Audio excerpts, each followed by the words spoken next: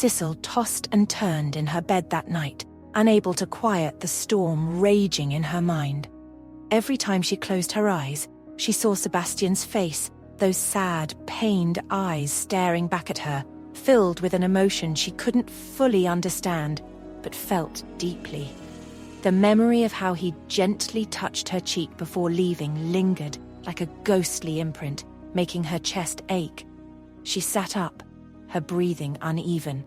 The moonlight streamed through the sheer curtains, casting soft shadows across her room, but the gentle glow did nothing to soothe her turmoil. The silence was oppressive, broken only by the occasional creak of the house settling. "What is wrong with me?" she thought, clutching the blanket tighter around herself. Sicil replayed the events of the evening over and over in her mind. The quiet sacrifice Sebastian had made by suggesting Ethan cater for the event, his selfless support even when it visibly hurt him. He wasn't trying to win her over or compete anymore. He was just there, and it was killing her. For the first time, the fear gripped her that she might lose him, not to anger or resentment, but to his own pain. He was pulling away, slowly but surely, and the thought of a life without him in it left her feeling hollow. I can't lose him. The realization hit her like a lightning bolt, leaving her breathless, her heart warred with itself. She had Ethan, who loved her with everything he had, and yet, here she was, yearning for Sebastian in ways she didn't even want to admit to herself. She buried her face in her hands, trying to push away the image of him standing at her doorstep, looking at her as if she was slipping through his fingers. By the time the first rays of dawn peeked through her window, Sicil had made up her mind. She couldn't let things stay the way they were. She had to see him, to make him understand how much he mattered to her, even if she didn't know how to articulate the chaos inside her. Grabbing a coat and her keys, she slipped out of the house and started towards Sebastian's house. The early morning air was crisp, biting at her skin as she made her way down the familiar street. The world felt impossibly still, as if it were holding its breath, waiting for what would come next. When she arrived at Sebastian's place, she hesitated at the door. Her heart hammered in her chest, and for a fleeting moment she considered turning back. But the thought of his sadness, the way it had etched itself into her soul, pushed her forward. She let herself in quietly. The faint hum of water running told her he was in the shower. Not wanting to disturb him, Sicil made her way to his bed and perched on the edge, nervously fidgeting with an old automobile magazine she found on the nightstand next to their photo from her birthday party at the beginning of the week. Her thoughts were a mess, a tangle of guilt, longing, and determination to set things right, or at least try. Minutes later, the sound of the water stopped, and Sicil's pulse quickened. She tried to compose herself, but when Sebastian stepped into the room, all the air seemed to leave her lungs. He was wrapped in nothing but a towel from his waist down, his skin still damp, and his hair tousled in a way that made him look impossibly handsome. He stopped in his tracks, surprised to find her there. "Sicil?" he asked, his voice rough from the shower and thick with confusion. "What a pleasant surprise. Is everything all right?" For a moment she couldn't find her voice. Her eyes traced the droplets of water clinging to his collarbone, the way they trailed down to disappear beneath the edge of the towel. She swallowed hard, willing herself to look away, but her gaze betrayed her. She murmured, "You're beautiful," before she could stop herself. The words hung between them, raw and unfiltered. Sebastian's brows lifted in an amused smile, and then a faint blush inched up his cheeks. He shifted slightly, adjusting the towel around his waist. With a hint of bashfulness in his tone, he replied, Thank you?" Sicil stood, the magazine slipping from her fingers and falling to the floor. She didn't answer his question. Instead, she closed the distance between them, her movements slow but deliberate. Her hand reached out, brushing against his chest in a touch so tentative it made him shiver. "Sebastian," she whispered, her voice trembling. "I can't stop thinking about you, about last night, about the way you looked at me." Her words faltered, but the emotion in her eyes was loud and clear. He stared at her, his expression unreadable, though his eyes betrayed the storm of emotions brewing within him. He whispered back, "Sicil, don't," he began, but his voice lacked conviction. and when she stepped even closer, he didn't move away. Her fingers trailed up to his neck, resting there as she searched his face. "I don't know how to make this right," she admitted, tears brimming in her eyes, "but I can't stop feeling this, feeling us."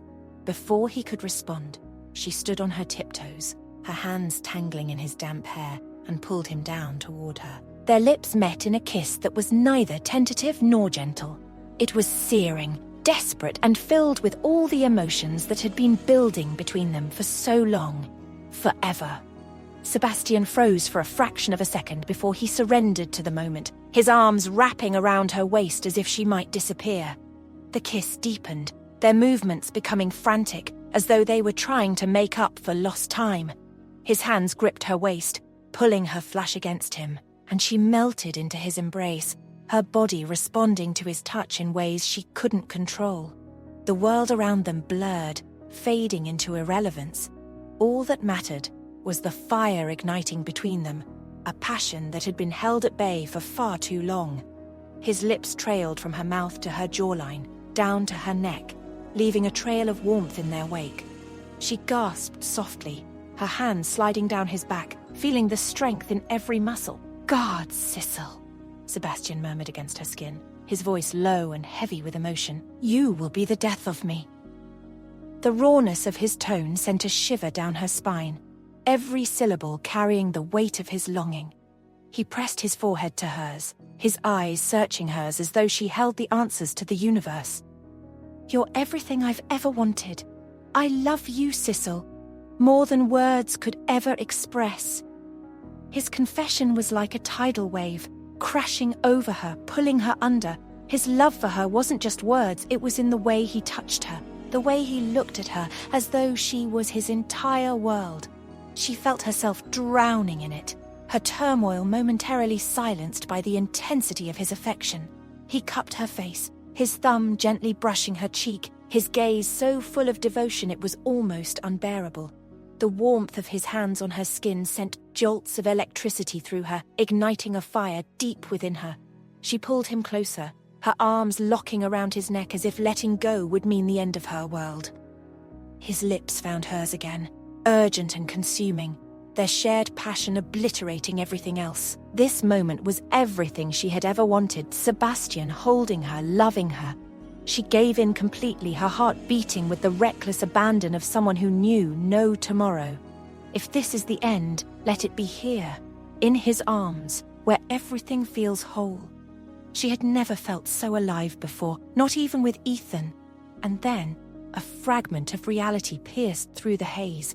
His words, raw and unguarded, echoed in her mind, pulling her back to the edge of reason. Not even with Ethan. She realized what they were doing, what she was risking.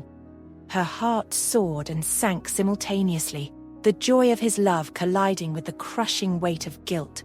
She whispered into the kiss, "No," her hands trembling as they rested against his chest.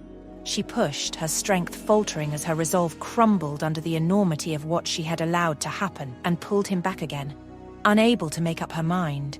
Finally, she managed to create a small space between them, her breath ragged, her chest heaving. Sebastian froze, his brow furrowed in concern as he searched her face, confusion etched in his features. "Sicil," he whispered, as if he wanted to ask what was wrong. Tears welled in her eyes, blurring her vision as the weight of her actions settled heavily on her chest. Just an inch away from his lips, she whispered back, "This is wrong," her voice breaking, softer than before as if talking to herself. I shouldn't have done this, Seb.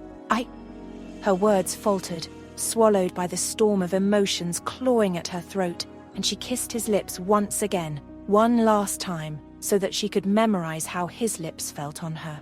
Before he could say another word, before his kindness and love could shatter her fragile defenses, she turned and fled,